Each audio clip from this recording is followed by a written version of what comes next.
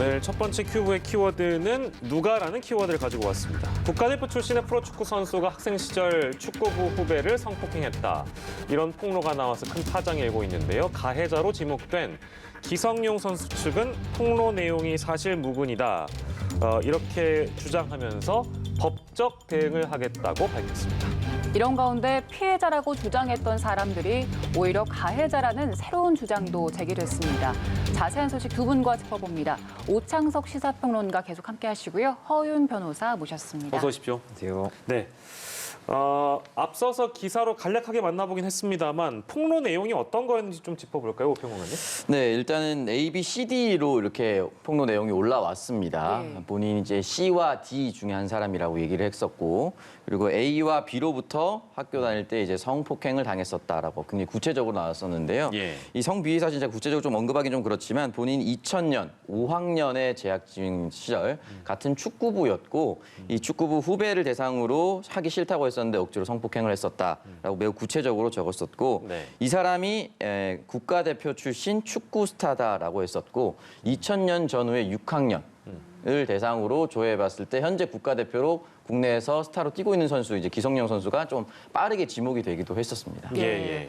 보통 저희가 이전에 봤던 학교폭력 폭로들은 온라인 커뮤니티 통해서 이뤄졌었는데 이번에는 변호사를 통해서 보도 자료를 냈더라고요. 이 점에 대해서는 어떻게 보세요? 좀 이례적이긴 합니다. 예. 이게 보통 변호사가 뭔가를 발표를 하더라도 고소를 한 뒤에 뭐 입장문을 내거나 아니면 뭐 보도자료 형식을 만들어서 뿌리는 건데 예. 이 건 같은 경우는 뭐 고소도 아니고 뭐 민사소송도 시작하지 않은 상황에서 보도자료가 지금 나왔습니다. 예. 물론 이 그 변호사가 좀 정확하게 확인을 했겠지만 변호사도 이 명예훼손죄에서 자유로울 수가 없어요. 예. 변호사가 얘기를 했다고 그래서 뭐 명예훼손죄 해당이 안 되는 게 아니라 예. 본인도 이제 사실 확인을 하고 뭐 여러 가지 과정을 거쳐야 됩니다. 예. 뭐 그렇지 않았을 경우에는 강용석 변호사처럼 뭐 실형을 살 수도 있는 것이고요. 예. 뭐 그러기 때문에 당연히 이 변호사가 뭐 여러 가지 그 과정을 거쳐서 이 얘기를 했을 거라고 판단이 되는데 예. 사실 이 얘기는 15년 벌써 20년 전 얘기예요. 예. 그래서 증거 자료가 거의 안 남아 있을 거라고 생각이 돼요. 예. 당사자들 진술밖에는 없을 것이고요. 이제 물증은 없을 것으로 보이는데 예. 그리고 또 하나 중요한 점이 이제 공소시효도 이제 지났습니다. 예. 그래서 실제로 처벌을 하기도 어려워요. 물론 뭐 여기에 대해서 이 미성년자를 상대로 한 이런 성폭력 범죄는 어떻게 보면은 뭐 반인륜적 범죄이기 때문에 예. 시효가 중단이 되거나 아니면 시효가 배제되어야 되는 거 아니냐라는 이제 지적도 있어요. 예. 사실은 지금 현재 이런 범죄가 일어나면 이 범죄는 공소시효에 적용을 안 받습니다. 언제든 밝혀지면 처벌이 되는데 예. 이렇게 된 게 뭐 불과 얼마 전이에요. 예. 그 개정법이 있기 전에는 지금처럼 발생한 범죄는 다 이제 시효가 소멸이 되면 이제 처벌을 할 수 없는 것이고요. 그렇기 때문에 이게 형사처벌을 묻기 어려운 거고 또 하나는 이제 당시에 이제 지목된 A, B라고 지목이 됐는데요. 예. 그 중에 하나가 이제 뭐 기성용 선수라고 하는데 예. 이때 기성용 선수도 사실 어떻게 보면 미성년자였어요. 그랬기 때문에 뭐 서로 이제 미성년자다 보니까 더 처벌이 어려운 뭐 그런 상황이긴 합니다. 예.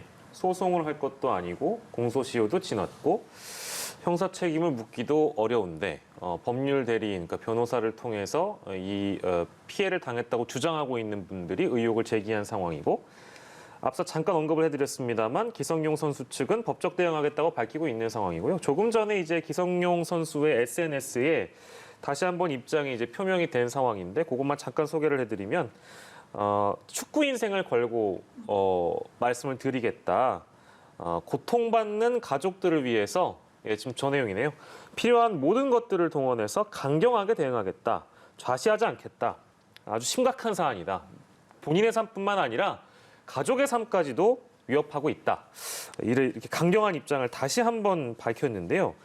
그러면 앞으로의 쟁점은 어떻게 되는 걸까요? 어떻게 좀 전망하십니까? 아마 소송 자체는 뭐 성폭력 범죄 자체는 이제 공소시효가 지났기 때문에 네네네. 더 이상 문제가 안 될 것 같고요. 예. 아마도 뭐 법적 대응을 지금 시사를 했는데 네. 뭐 민형사상 소송이 될 것 같고 명예훼손이 아마 주로 다루어질 쟁점이 아닌가 싶습니다. 예. 뭐 명예훼손이 주로 다루어진다면은 일단 이 변호사가 발표한 보도 자료에는 기성용이라는 이름은 없어요. 예. 그런데 이제 그게 이제 SNS 상에서 좀 특정이 되고 그러다 보니까 이제 언론에도 기성용이라고 특정이 되고 있는 상황인데 예. 사실 그 보도 자료를 보면 뭐 수도권의 명문 구단에 입단한 국가대표 출신이라는 점만 나와 있습니다. 예. 물론 뭐 이름이 없더라도 종합적으로 고려해서 누군가가 지목이 됐다라고 보면 피해자로 특정이 됐다라고 뭐 판례는 그렇게 보고 있지만 예. 과연 이게 기성용 선수를 지목을 하는 건지 안 하는 건지가 예. 먼저 첫 번째 쟁점이 될 것이고요. 예. 그 단계를 넘어가면 예. 실제로 이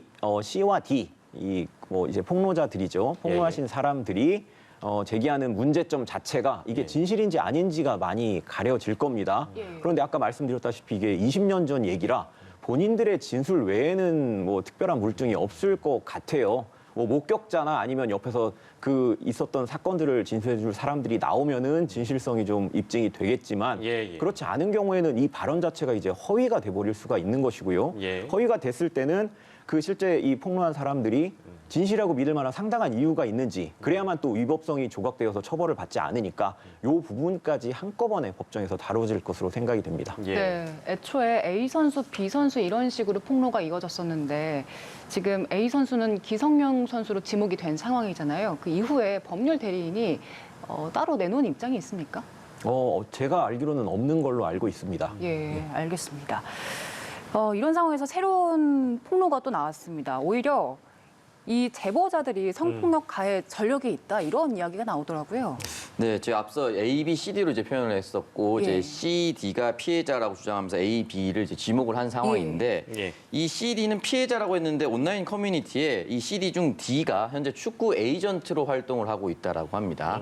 근데 알고 보니 이 축구 에이전트가 학교 다닐 때 폭행을 했었다. 내가 그 당사자라고 이제 글쓴이가 이제 글을 썼는데 2004년 전남 드래곤즈 유소년 팀 기사를 언급을 하면서 예, 예. 매우 구체적으로 이야기를 했습니다. 당시 폭행한 것이 선명하게 기억에 남아 있다라고 했고 이것을 공론화시켰을 때 사과는커녕 오히려 내가 더 죄인 취급을 받았다라고 이야기를 했고 기절시키기 놀이 뭐 뒤에서 목을 조른다든지 뭐 이런 것들을 하면서 옆에 동료 선수들과 웃고 있었다라는 등의 굉장히 구체적인 또 정황을 얘기했었는데 예. 이거는 앞선 CD가 이제 AB로부터 폭행을 당했다라는 것과 똑같은 내용인 것 같습니다. 그러니까 일단 이 부분에 대해서 이제 증인이 있어야 될 것이고 이분도 시간이 굉장히 또 많이 지나갔습니다. 이 부분에 대해서 이 사람 역시 이 사람의 주장이기 때문에 네. 이것이 명확하게 진실로 밝혀지기 좀 쉽지는 않아 보입니다. 예, 폭로에 폭로가 이어지고 있습니다만 사실인지에 대한 여부는 현 시점으로는 전혀 모릅니다.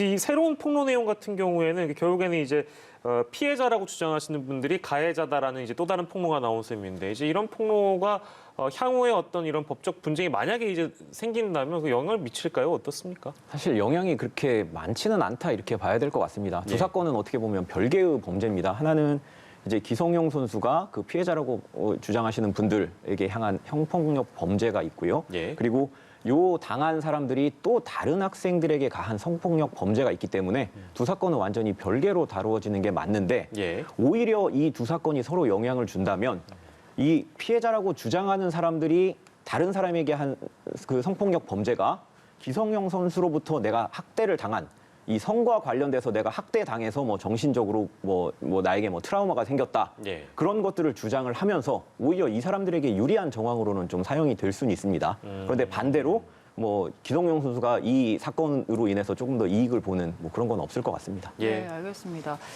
계속해서 터져나오는 사건들이 많기 때문에 정부에서도 대응을 내놓고 있습니다. 일단 어떤 대책을 내놨고 이게 정말로 실효성을 가질 수 있는지 이 점도 좀 설명해 주시죠. 일단은 뭐 당분간은 지금도 성장해가는 이제 학생 선수들이 많습니다. 예. 그렇기 때문에 지금 이런 사회적 분위기가 있기 때문에 일단은 저는 일시적으로는 이 부분이 많이 정화될 수 있을 것이라고 저는 생각이 들고 예. 프로배구 선수 이제 박상호 선수 같은 이제 은퇴를 발표하면서 이제 속죄하는 마음으로 살겠다라고 얘기를 하지 않았습니까? 그러면서 이제 이 부분에 있어서 지나갔음에도 불구하고 신고를 해달라고 이제 문체부에서 방안을 발표했는데요. 학교 운동부 폭력 근절 및 스포츠 인권 뭐 체계 개선 방안을 심의 의결했습니다. 이 부분에 따르면은 이제 과거에 지나갔던 사건이라도 만약에 폭력이 있었다. 라고 한다면 지금 4월까지 집중 신고 기간을 만들겠다라고 해서 모두가 신고할 수 있도록 얘기를 하고 신고를 했을 경우에 이게 만약에 시효가 지났을 경우도 있지 않습니까? 이 부분에 대해서 피해자가 원하는 것이 무엇인지 공개적인 사과를 원하는 것인지 네. 아니면 공개적이지 않다 하더라도 그 선수가 그냥 은퇴에 준하는 행동을 해서 책임을 지게끔 만든다든지 예. 이렇게 상호 협의할 수 있도록 돕겠다라고 얘기를 했었고 아울러 현재 자라나고 있는 학생들을 대상으로도 이 부분에 있어서 언제든지 신고를 하고 그리고 가해자가 계속해서 피해자와 공존하면서 운동을 계속해서 지속하는 이런 방안들을 근절할 수 있도록 하겠다라고 이야기를 했습니다. 지금 사실은 이제 저희가 A, B, C, D로 얘기를 했지만 지금 이런 학폭이 터지면서 어떠한 기사들도 나오고 있냐면 기사도 나오고 온라인 커뮤니티에서 재조명받는 누구누구 인성갑 스포츠스타 이런 것들이 나옵니다. 이게 무엇이냐면 자신이 특정 선수, 선배를 지목해서 학교 다닐 때 엉덩이에 뭐 빨갛게 되지 않으면 그날은 이상한 날이었다. 그러니까 그 선수로부터 많이 피해를 받았다라고 했었거든요. 근데 그 선수도 어떤 선배로부터는 또 피해자입니다. 이게 그러니까 특정 선수만의 문제라고 치부하기에는 대한민국 스포츠계에 만연해 있는 폭력 문화입니다. 예. 그렇기 때문에 이 부분을 한 선수 물론 잡아내서 이 선수에게 사과를 하도록 만드는 것도 중요하지만 예. 우리나라 스포츠계에 전반적으로 뿌리 잡혀 있는 잘못된 문화이기 때문에 이거 전체적으로 문화를 근절할 수 있는 방향으로 나아가는 것이 향후 이런 학교 폭력 사태가 흔히 말해서 시간이 지나서 그 선수가 은퇴하고 나서도 계속 평생의 트라우마로 자리 잡는 이런 것들을 근절할 수 있는 방안이라고 생각합니다. 예, 알겠습니다.